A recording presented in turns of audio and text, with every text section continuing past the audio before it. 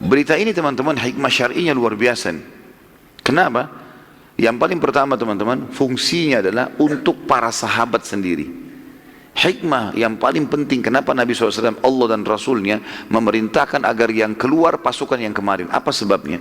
Karena ternyata 600 orang ini memang adalah pasukan inti Nabi SAW. Ini sahabat-sahabat yang kalau Nabi bilang jihad selalu hadir, nggak pernah punya uzur. Dan ini sekarang sedang terluka. Ini pada saat terluka dan mereka lihat pembantaian pada saat itu di Uhud. Ini kalau tidak diperbaikin secara kejiwaan, ini bahaya nih. Mereka sudah tidak mau perang lagi nanti, trauma. Makanya mumpung masih panas dikeluarkan pada saat itu. Dan dengan mereka nunggu 3 hari di Hamrat Asad, mereka tahu pasukan Quraisy besar, keberanian mereka dipaksakan untuk keluar. Dan ternyata yang luar biasa, mereka jadi semangat kembali berperang karena ternyata Quraisy takut. Mereka kebetulan saja menang kemarin. Jadi secara kejiwaan ini luar biasa. Sehingga pasukan inti Nabi SAW tidak pernah semenjak kejadian Hamrat Asad, tidak pernah kendor sampai pembebasan atau perang Hunain. Sampai pembebasan kota Mekah sampai Hunain, pasukan-pasukan inti ya ini. Kecuali di antara mereka ada yang mati syahid. Dan ini hikmah yang luar biasa. Juga isu yang tersebar di Jazirah Arab tentang Quraisy telah mengalahkan muslimin telah lemah gitu kan. Ini terhapus juga dengan sendirinya. Karena ternyata Nabi SAW menunggu sampai 3 hari. Dan selama 3 hari itu tersebar terus berita kalau muslimin menunggu. Setiap suku Arab lewat, lihat muslimin ada, pasang bendera, nunggu. Ditanya kenapa kalian di sini? Nunggu Quraisy datang. Begitu terus tersebar berita, gitu kan. Maka dan kebetulan juga Hamrat Asad ini juga satu poin, tempat yang sering dipakai lalu lalang oleh kafilah-kafilah Quraisy. Kafilah orang-orang Arab lewat di Hamrat Asad untuk menuju ke Mekah. Makanya dia tidak terlalu jauh dari Madinah. Ringkas cerita teman-teman sekalian, Allah Subhanahu wa taala menurunkan ayat setelah 3 hari itu, surah Al-Imran, surah nomor 3 ayat 172. Dan hari ini kita akan banyak sekali mentadabburi ayat-ayat Al-Quran karena momen perang Uhud ini adalah momen pelajaran bagi umat Islam sampai hari kiamat. Bukan cuma kejadian pada saat itu.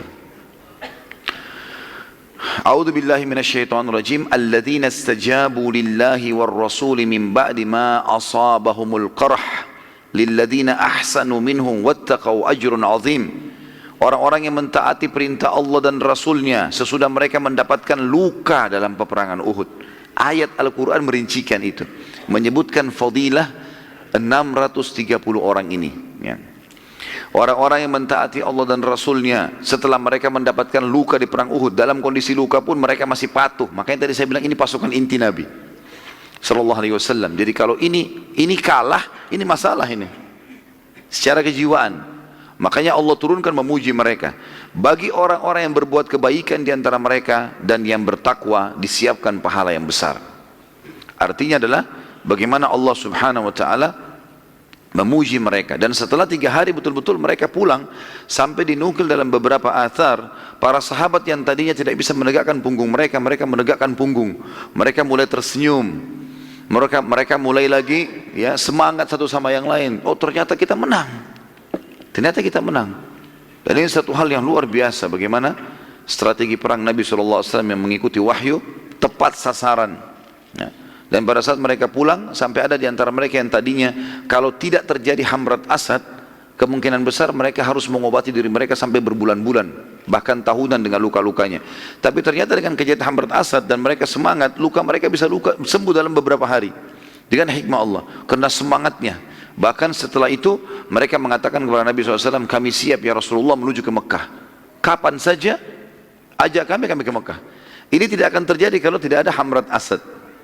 Jadi ini satu hal yang luar biasa.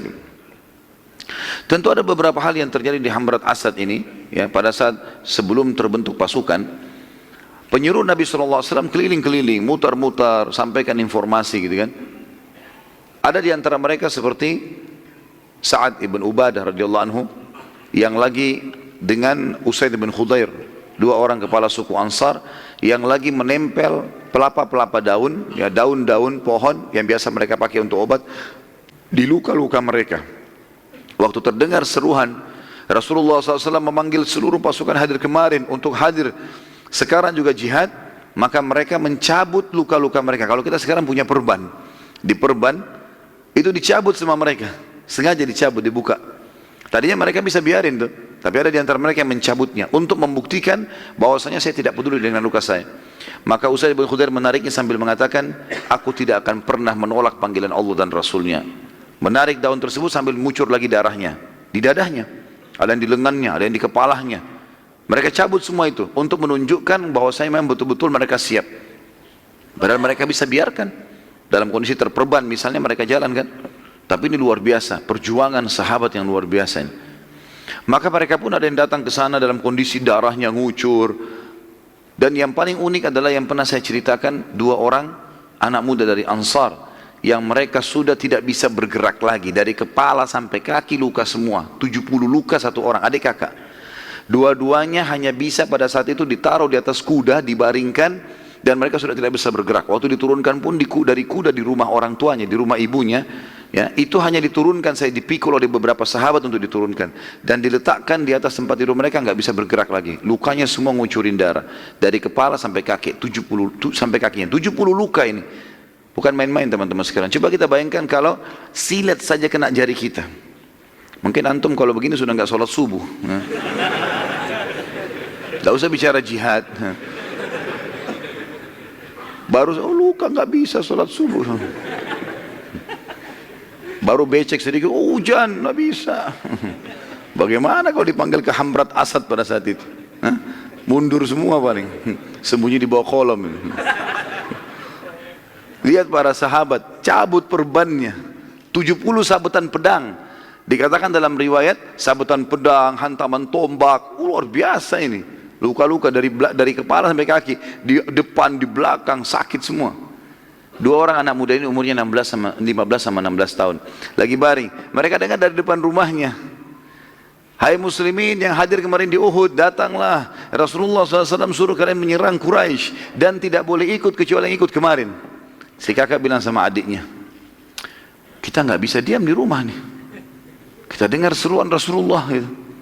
Kata adiknya, gimana caranya bergerak ini kakak ini?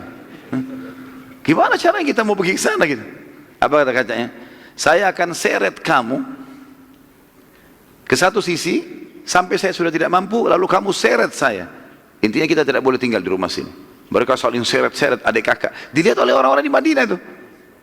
Dan sampai di depan pasukan Nabi SAW, dan orang banyak menangis pada kejadian tersebut. Anak muda 15-16 tahun yang sekarang kebanyakan digunakan untuk foya-foya, habis-habisin umurnya. Dianggap kalau umur seperti ini, SMP sampai SMA adalah umur saatnya menikmati kehidupan dengan narkotika, dengan zina, dengan segala macam. Sahabat berlumuran darah di medan jihad, perang, membela agama Allah dan Rasul, ini luar biasa nih. Akhirnya mereka pun ikut pada saat itu di medan perang. Ini diantara kejadian yang luar biasa di Hamrat Asad pada saat itu.